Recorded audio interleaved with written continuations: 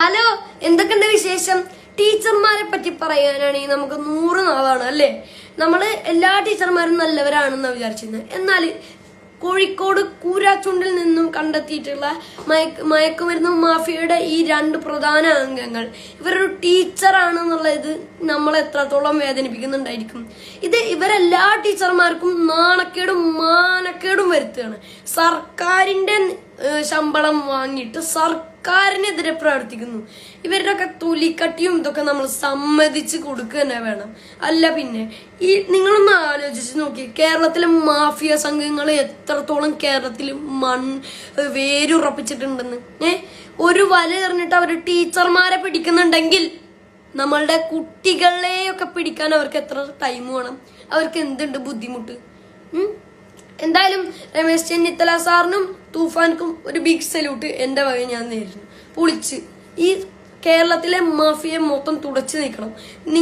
നമ്മളുടെ യുവതലമുറയെ നമ്മൾ സംരക്ഷിക്കുകയാണ് വേണ്ടത്. അതിനെതിരെ കുട്ടികൾക്ക് പാഠവും അറിവും പകർന്നു നൽകേണ്ട ആൾക്കാരാണ് ഇത് ചെയ്യുന്നത്.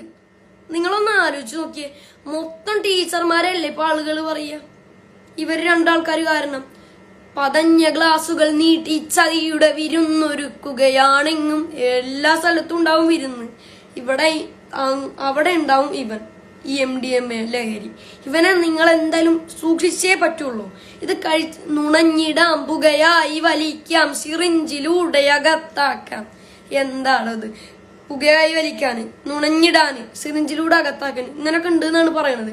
ഇവന്റെ കെണിയിൽ എന്ത് വന്നാലും നിങ്ങൾ ചെന്ന് ചാടരുത്. വിഷങ്ങൾ പലതുണ്ടേ, അരുതേ, അവയുടെ അടുത്തു പോലും ചെല്ലരുത്. നമ്മൾ എന്ത് ചെയ്യരുത്? അടുത്തു പോലും ചെല്ലരുത്. ഇതെല്ലാവരും ഒരു മെസ്സേജായി കൂട്ടണം. നമ്മള് ശിരസുയർത്തി പറയുക, ലഹരിക്ക് അടിപ്പെടില്ലൊരു നാളും നാം. ഇങ്ങനെ തന്നെ പറയണം. നിങ്ങൾ മയക്കുമരുന്ന് ആരെങ്കിലും നിങ്ങൾക്ക് തരികയാണെങ്കിൽ, അല്ലെങ്കിൽ മയക്കുമരുന്ന് ഉപയോഗിക്കുന്ന ഫ്രണ്ട്സ് ഉണ്ടെങ്കിൽ ഒന്നെങ്കിൽ അവരോട് അത് നിർത്താൻ പറയുക. എന്നിട്ട് അവരത് നിർത്തിയില്ലെങ്കിൽ നിങ്ങൾ പറയുക, നിന്നായിട്ടുള്ള ഫ്രണ്ട്ഷിപ്പ് വേണ്ടെന്ന് പറയുക. ആരെങ്കിലും തരികയാണെങ്കിൽ നിങ്ങളുടെ ഉപ്പാടെയും പേരൻസിന്റെ ഒക്കെ മുഖാലോചിക്കുക. നിങ്ങൾ എന്ത് വന്നാലും ഇതിനടിമപ്പെടരുത് എന്ന് പറഞ്ഞ് ഞാൻ എൻ്റെ വീഡിയോ ഇവിടെ നിർത്തുന്നു. വീണ്ടും ഒരു വീഡിയോയിൽ കാണാം.